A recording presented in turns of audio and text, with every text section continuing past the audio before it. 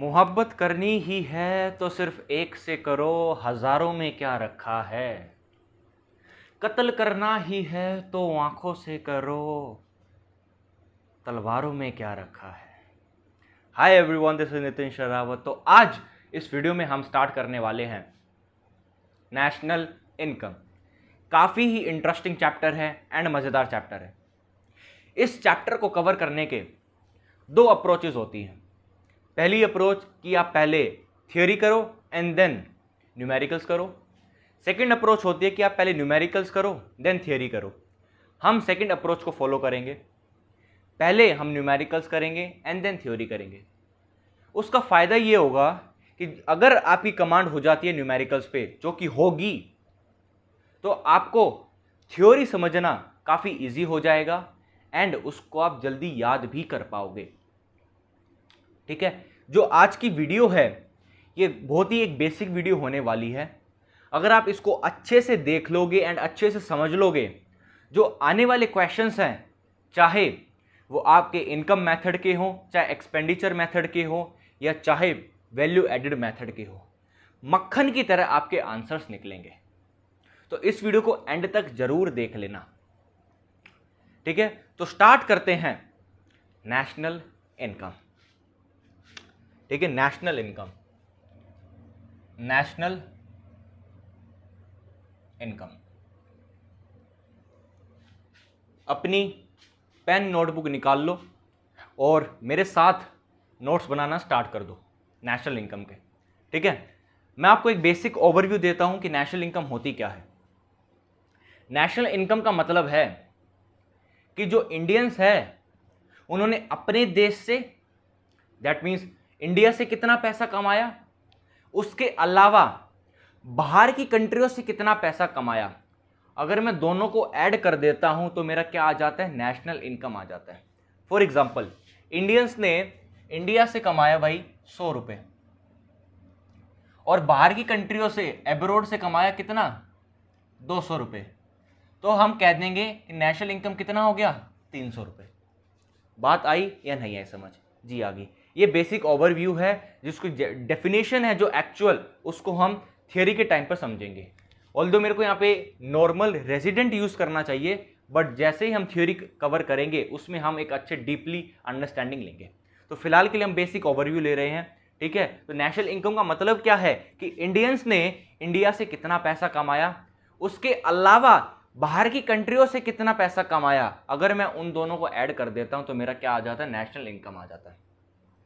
बहुत बढ़िया। अब नेशनल इनकम को डिनोट किससे किया जाता है वो देखते हैं। जो नेशनल इनकम है उसको डिनोट किया जाता है, आपका एक सिंबल होता है NNPFC। किससे डिनोट किया जाता है मेरे भाइयों, NNPFC। अभी NNPFC का मतलब क्या होता है इसको समझते हैं।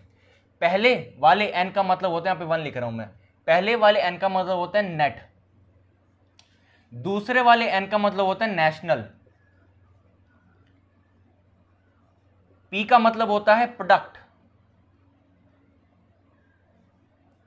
ठीक है, एफसी का मतलब होता है फैक्टर कॉस्ट। ठीक है, तो नेशनल इनकम को किस सिंबल से डिनोट किया जाता है, NNPFC। ठीक है, एन पहले वाले एन का मतलब होता है नेट, दूसरे वाले एन का मतलब होता है नेशनल, पी का मतलब होता है प्रोडक्ट, एफसी का मतलब होता है फैक्टर कॉस्ट।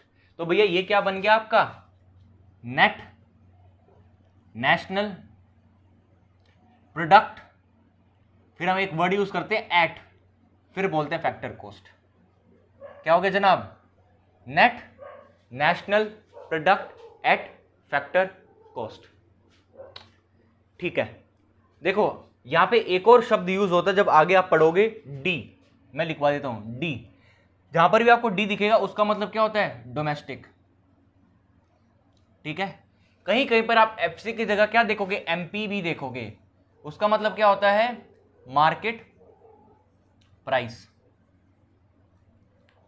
ठीक है, डी का मतलब क्या हो जाएगा, डोमेस्टिक हो जाएगा, और एमपी का मतलब क्या हो जाएगा, मार्केट प्राइस। क्या दिक्कत है किसी आपको, क्या किसी को कोई दिक्कत है अभी तक? बहुत ही बेसिक कर रहे हैं, कुछ नहीं देखा अभी तक। चलो फिर 2-3 सवाल लेते हैं, चीजों को देखते हैं ये हमने क्या करा था, NNPFC का मतलब क्या है। चलो 2-3 और को देखते हैं।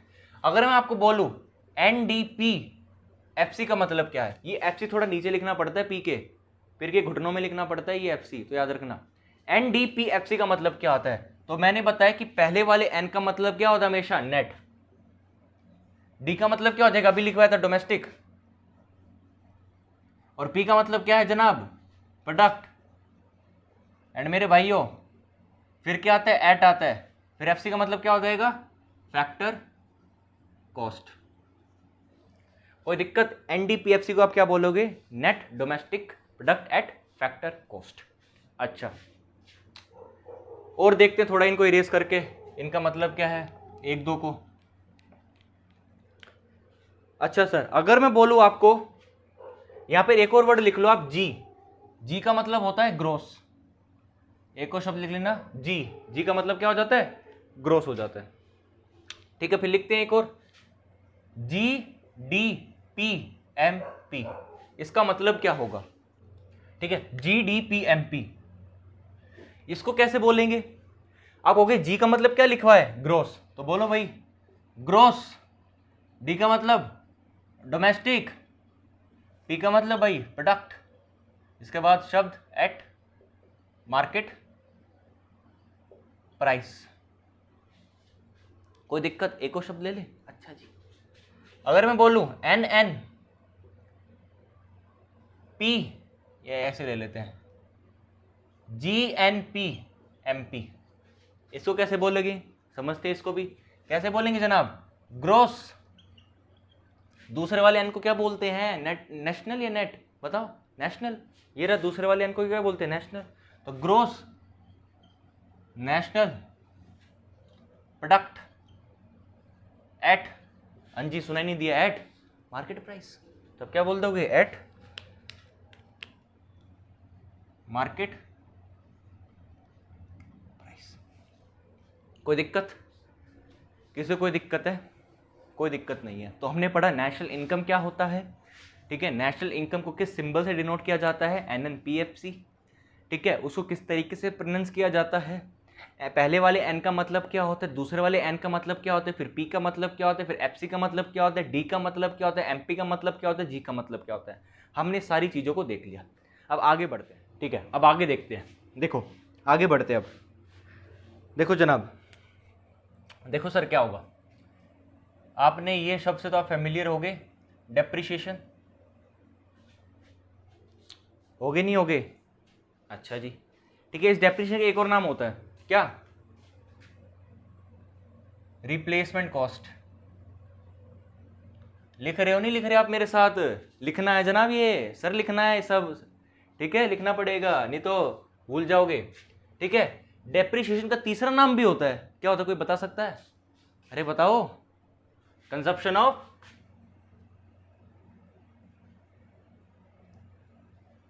Fixed capital. ठीक है, तो डेप्रिशिएशन के दो नए नाम हमने क्या सीखे, replacement cost and second one is consumption of fixed capital. अच्छा, आपको पता है दो तरीके की वैल्यू होती है, एक होती है ग्रोस वैल्यू और एक क्या होती है, नेट वैल्यू। ग्रोस वैल्यू का मतलब टोटल वैल्यू, नेट वैल्यू का मतलब जब आप डेप्रिशिएशन वगैरह माइनस कर देते हैं तो क्या आपके पास क्या आ जाती है, नेट वैल्यू आ जाती है। ठीक है, तो देखो भाई, आपने कहा अगर मैं ग्रोस में से क्या माइनस कर दूं, डेप्रिशिएशन माइनस कर दूं, तो मेरे पास क्या आ जाएगा, नेट वैल्यू आएगी या नहीं आएगी।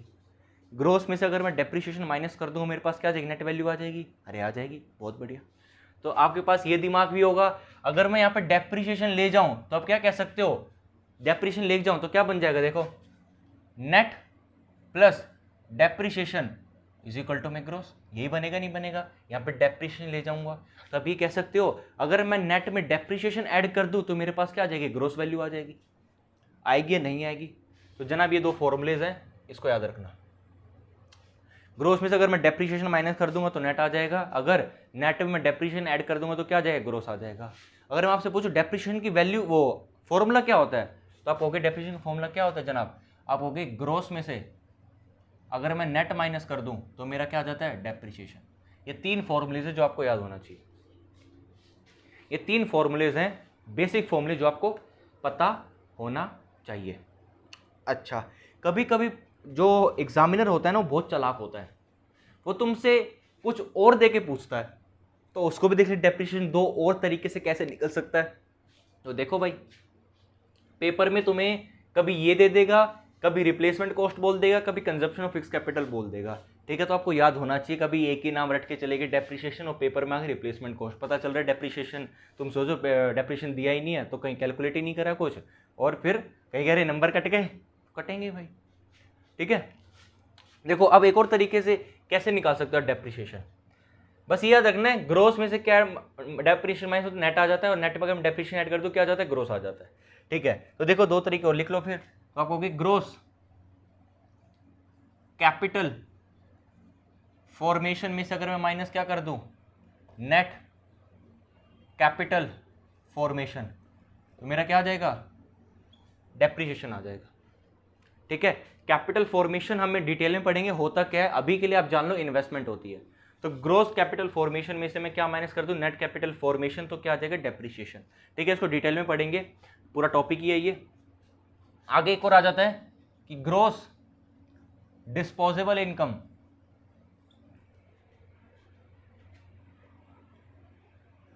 डिस्पोजेबल इनकम में से माइनस क्या कर दूं मैं, नेट डिस्पोजेबल इनकम,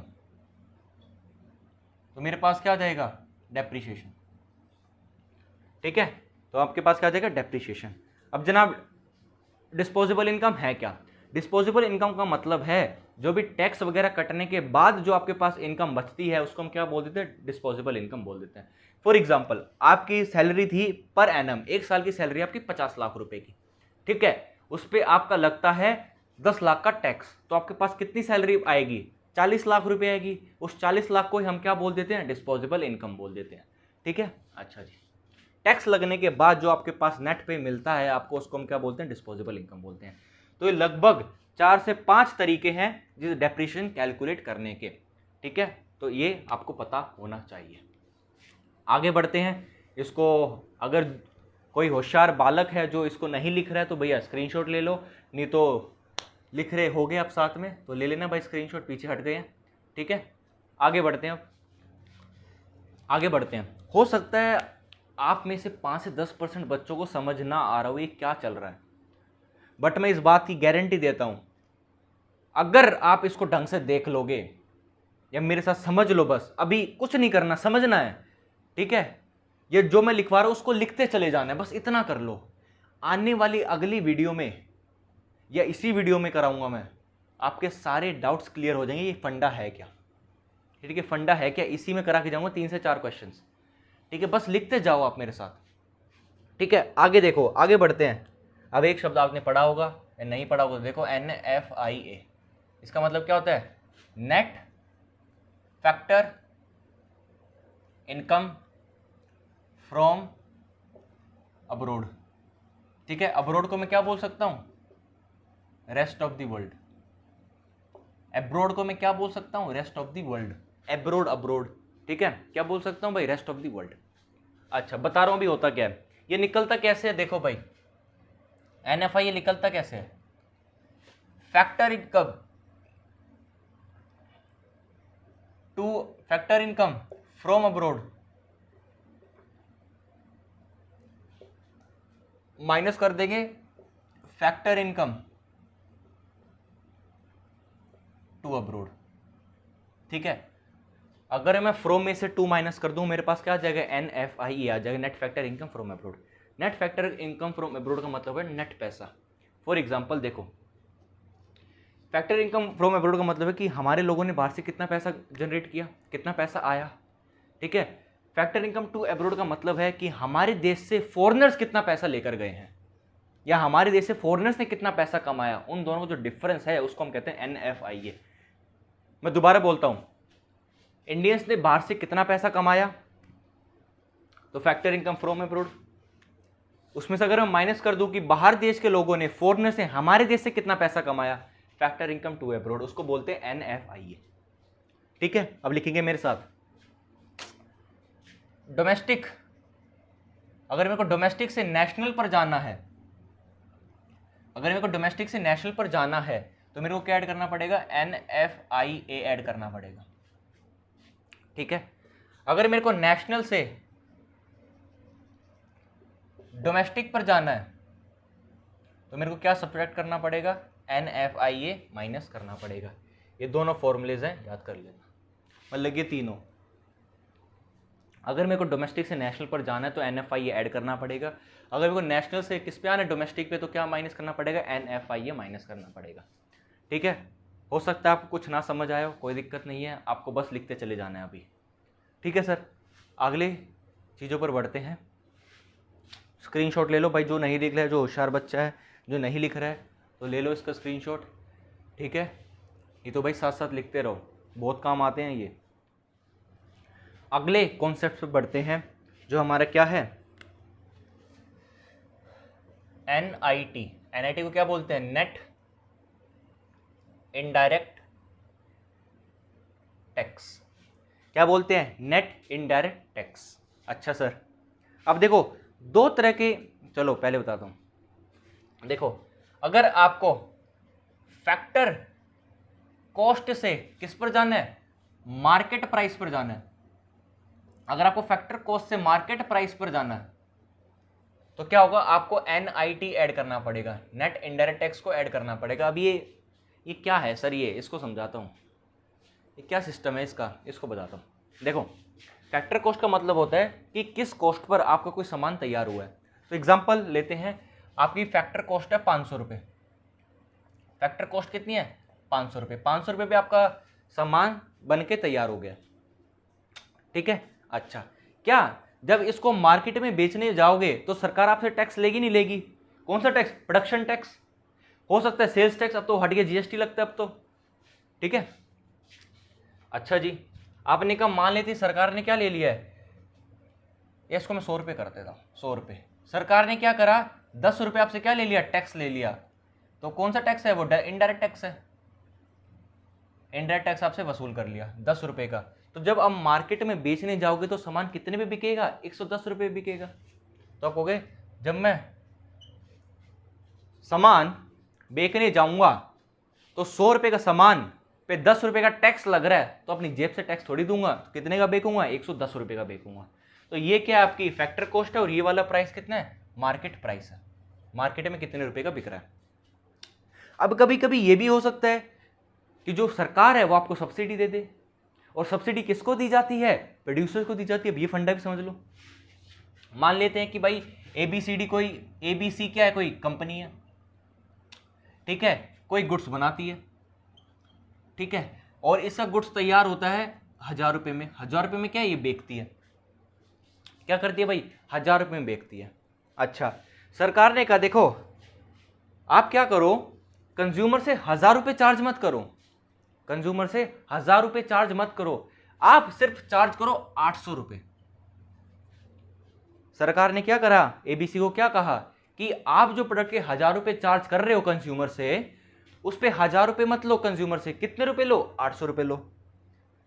अब ABC ने बोला पगला गए हो का, 1000 रुपया का 800 रुपया को ले, अरे हम बावला दिखते हैं का, 1000 रुपये का सामान 800 में क्यों बेचे। सरकार ने कहा टेंशन मत लो, मैं हूं, ये जो 200 रुपये का डिफरेंस आ रहा है ये हम आपको देंगे, ये जो 200 रुपये का डिफरेंस आ रही है हम आपको देंगे। 200 रुपये क्या होता है, सब्सिडी होती है।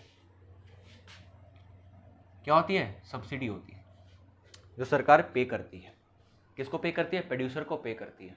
अच्छा, ओके जी, तो भैया आप क्या कह सकते हो कि पहले सामान कितने में बिकता था, 1000 रुपया में, अब मार्केट में सामान कितने का बिक रहा है, 800 रुपये का। क्यों, क्योंकि 200 रुपये की सब्सिडी मिली है। तो आप क्या कह दोगे, ये 1000 में से जो है फैक्टर, इसमें से क्या माइनस कर दूंगा, 200 रुपये, तो कितने का आ जाएगा, 800। अभी फंडा है क्या, ये देखो, आपने कहा फैक्टर कॉस्ट, जब मैं सामान को बेचने जाऊंगा मार्केट पे तो आपको क्या करना पड़ेगा, टैक्स देना पड़ेगा, नहीं देना पड़ेगा, अच्छा देना पड़ेगा। अच्छा, तो आप कहोगे देखो पहले ये समझो, नेट इनडायरेक्ट टैक्स निकलता कैसे है, ये निकलता है इनडायरेक्ट टैक्स माइनस का सब्सिडी। ठीक है, नेट इनडायरेक्ट टैक्स निकलता कैसे है, इनडायरेक्ट टैक्स माइनस का सब्सिडी। सब्सिडी क्यों माइनस होती है, मैं ऑलरेडी यहाँ पर कंसेप्ट बता चुका हूँ, क्योंकि अब जो प्रोड्यूसर होगा वो कंज्यूमर से कम चार्ज करेगा, कितना, जितना उसको सब्सिडी मिल रही है। ठीक है, पहले उसका 1000 रुपये प्राइस हुआ करता था, अब वो 200 रुपये कम चार्ज करेगा, कितना मिलेगा 800, क्यों, क्योंकि 200 रुपये की सब्सिडी है। इसका मतलब सब्सिडी माइनस होती है। ठीक है, अच्छा, और इंडायरेक्ट टैक्स प्लस क्यों होता है, क्योंकि उससे प्राइस बढ़ जाता है। तो आपने कहा फैक्टर कॉस्ट में क्या ऐड कर दूंगा, एनआईटी ऐड कर दूंगा, तो मेरा क्या निकल जाएगा, मार्केट प्राइस। और एनआईटी निकलता कैसे है, इनडायरेक्ट माइनस का सब्सिडी। इनडायरेक्ट क्या मतलब, टैक्स। जब मैं इनडायरेक्ट टैक्स में माइनस कर दूंगा सब्सिडी, तो मेरा क्या आ जाएगा, एनआईटी। तो फैक्टर कॉस्ट अगर मेरे को मार्केट प्राइस पर जाना है तो मेरे को क्या करना पड़ेगा, सब्सिडी को माइनस करना पड़ेगा। अब ऐसा भी हो सकता है कि मेरे को मार्केट प्राइस से किस पे आना हो, फैक्टर कॉस्ट पर आना हो, तो उस केस में मैं क्या कर दूंगा, नेट इनडायरेक्ट टैक्स को माइनस कर दूंगा। कोई दिक्कत है जनाब आपको, कोई दिक्कत है सर आपको, कोई दिक्कत नहीं होगी, कोई दिक्कत। तो ये दो कंसेप्ट और थे, पहला फॉर्मूला ये है, दूसरा फॉर्मूला ये है, तीसरा फॉर्मूला ये है। फैक्टर कॉस्ट में एनआईटी ऐड कर दूं, नेट इनडायरेक्ट टैक्स, तो मार्केट प्राइस आ जाएगा। अगर मैं मार्केट प्राइस से माइनस कर दूं नेट इनडायरेक्ट टैक्स, तो मेरा क्या आ जाएगा, फैक्टर कॉस्ट आ जाएगा। आपके कॉन्सेप्ट्स यहीं खत्म होते हैं। अब कुछ क्वेश्चंस लेंगे ताकि आपको क्लैरिटी आ सके कि ये चल क्या रहा था। ठीक है, बट यही बेस है सर। अगर आपको ये समझ आ गया ना, मैं कह रहा हूँ फिर क्वेश्चन उड़ते हैं फिर। ठीक है, अब कुछ क्वेश्चंस लेते हैं ताकि आपको कंसेप्चुअल क्लैरिटी हो जाए।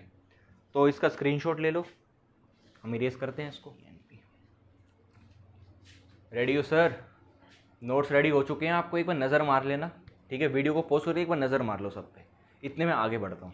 देखो कंसेप्चुअल क्लैरिटी, ये चल क्या रहा था, इसको सीखते हैं अब कैसे कैसे ये अप्लाई करना है आपको चीज़ों में। देखो सर, कुछ भी ले लेते हैं, NDPMP, ये FC ले लो अभी।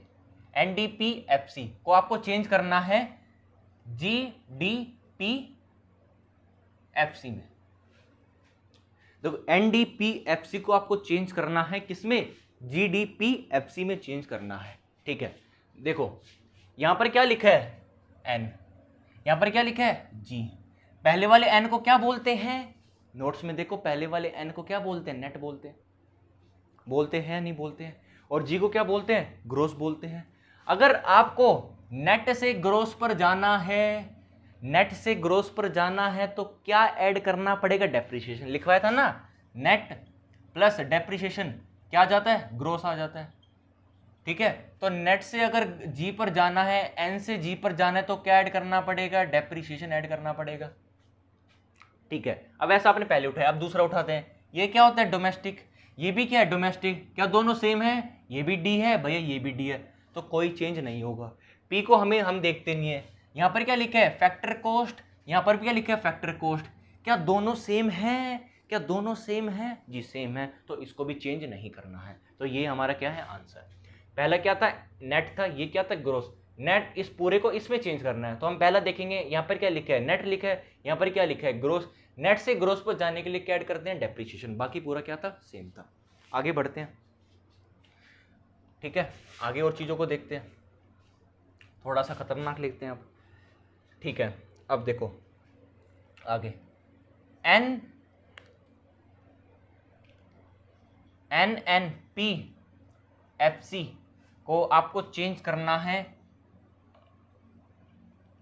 NDPMP में। NDPMP में आपको चेंज करना है, तो ठीक है, चेंज कर देंगे। यहाँ पर क्या लिखा है, नेट। यहाँ पर भी क्या है, ये पहले वाले एन को क्या बोलते हैं, नेट। क्या दोनों सेम है, तो कुछ नहीं करेंगे। इस वाले दूसरे वाले एन को क्या बोलते हैं, नेशनल। और इस वाले को क्या बोलते हैं, डोमेस्टिक। तो मैंने आपको लिखवाया था कि नेशनल से डोमेस्टिक पर जाते हैं, तो क्या करना पड़ता है, माइनस का NFIA करना पड़ता है। तो आप लिखोगे माइनस का NFIA। ठीक है, अब आपको पता है पी का कुछ करते नहीं है। यहां पर क्या लिखा है, फैक्टर कॉस्ट। यहां पर क्या लिखा है, मार्केट प्राइस।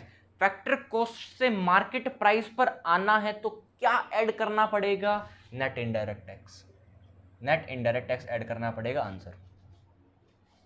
बात आई या नहीं है समझ, जी आ गई है। अच्छा सर, कुछ और लेते हैं क्वेश्चंस, लास्ट लेते हैं। आई होप आप सभी को समझ आ गया होगा नहीं आया समझ या कमेंट सेक्शन में डाल देना, दोबारा बता देंगे, कोई प्रॉब्लम वाली बात है नहीं। ठीक है, एक और ले लेते, कुछ क्या रह गया अब। अच्छा ठीक है, हम यहाँ पर लेते हैं GDP को आपको चेंज करना है NNPFC में। दिख नहीं रहा होगा, शायद दिख नहीं रहा होगा, रुक जाओ भाई इसको मिटा देते हैं।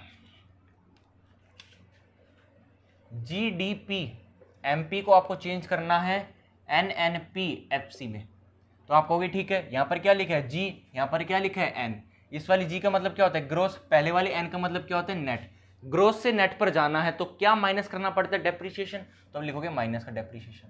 अब इस पर आओ, ये क्या होता है डोमेस्टिक, और ये क्या होता है दूसरे वाला है नेशनल। डोमेस्टिक से नेशनल पर जाना है तो क्या ऐड करना पड़ता है, NFI ऐड करना पड़ता है। अच्छा, P को हम देखते नहीं है, MP और यहाँ पर क्या FC, मार्केट प्राइस से फैक्टर कॉस्ट पर आना है। मार्केट प्राइस से किस पर आना है, फैक्टर कॉस्ट पर, तो क्या करना पड़ेगा माइनस या प्लस, माइनस का NIT, net indirect tax is equal to में आंसर। ठीक है, इज इक्वल टू में आंसर। कोई दिक्कत, आई होप आप सभी को समझ आ चुका होगा। ठीक है, आपको वो जो मैंने फॉर्मूलेस लिखवाए हैं, जो भी आपके नोट्स बनवाए हैं, उसको याद करना पड़ेगा। अगर याद नहीं है तो सर फिर कुछ नहीं हो सकता। ठीक है, थोड़ा एक दो क्वेश्चंस और लेते हैं, अब कुछ डेटा वगैरह डालते हैं, देन उनको सोल्व करने का ट्राई करते हैं। तो नेक्स्ट क्वेश्चन देखते हैं यार। ठीक है, आपसे पूछा क्या है, NDP-MP दे रखा है 500, डेप्रिशिएशन आपके पास 100 है, NFI है 10 रुपये, NIT है 500, GDP-FC पूछा है। क्या पूछा है, GDP-FC। अरे इसका भी कत्ल कर देंगे, अभी इसका भी मर्डर करते हैं फटाफट। ठीक है, देखो आप लिखोगे NDP जो आपके पास है गिवन, NDP-MP को किस में चेंज करना पड़ेगा, जो निकालना है GDP-FC में चेंज करना पड़ेगा। ठीक है, NDP-MP को किस में चेंज करना पड़ेगा, GDP-FC को। आपने कहा ठीक है, इस पहले वाले N का मतलब क्या है, अब तो बता दो यार, अगर नहीं बताया ना फिर दिक्कत। अब पहले वाले N का मतलब क्या होता है, नेट। अच्छा, यहाँ पर क्या है ग्रोस, नेट से किस पर जाना है, ग्रोस पर जाना है, तो क्या ऐड करना पड़ेगा सर, अरे क्या ऐड करना पड़ेगा मित्रों, तो आप कहोगे प्लस का डेप्रीसिएशन, प्लस का डेप्रीसिएशन। अच्छा, क्या ये D, यहाँ पर भी D दिख रहा है तो यहाँ पर भी D दिख रहा है, इसका कुछ करेंगे, अरे हाँ या ना, हाँ या ना, ना कुछ नहीं करेंगे, दोनों सेम है। यहाँ पे लिखा मार्केट प्राइस, यहाँ पर लिखा क्या फैक्टर कॉस्ट। मार्केट प्राइस से किस पर जाना है, फैक्टर कॉस्ट पर जाना है, तो क्या माइनस करना पड़ेगा, नेट इनडायरेक्ट टैक्स, माइनस का NIT इज इक्वल टू में। ठीक है, अब आपको वैल्यूज छापनी है, आंसर आ जाएगा। NDP-MP की वैल्यू कितनी थी 500, डेप्रिसिएशन की वैल्यू कितनी थी, ये प्लस है तो यहाँ पर प्लस लिखोगे, डेप्रिसिएशन 100। ठीक है, यहाँ पर माइनस तो यहाँ पर माइनस लिखोगे, NIT कितना है 50। ठीक है, अब लिखोगे GDP-FC, तो आपने कहा कैलकुलेट कर दो कितना आ जाएगा 550, तो आपको क्या आ जाएगा GDP-FC। ठीक है, ये आंसर है इसका, तो GDP-FC का आंसर क्या आ गया 550। अगला क्वेश्चन लेते हैं, नेक्स्ट क्वेश्चन देखो क्या कह रहे हैं, कह रहे GDP-MP कितना है 1000 रुपीज़ है, NFI है 100 रुपीज़, डेप्रीशिएशन है 50 रुपये, NIT भी 50 रुपये, तो आपसे क्या पूछा है NNPFC। ये क्वेश्चन आपको करना है, इसका आंसर मुझे कमेंट सेक्शन में बताओ। ठीक है, आज की वीडियो को यार यहीं समाप्त करते हैं। तो अगर वीडियो पसंद आई है तो वीडियो को लाइक कर देना, दोस्तों के साथ शेयर कर देना, एंड चैनल को सब्सक्राइब कर देना। ठीक है, फटाफट इसका आंसर मेरे को बताना कमेंट सेक्शन के अंदर। Till then take care, bye.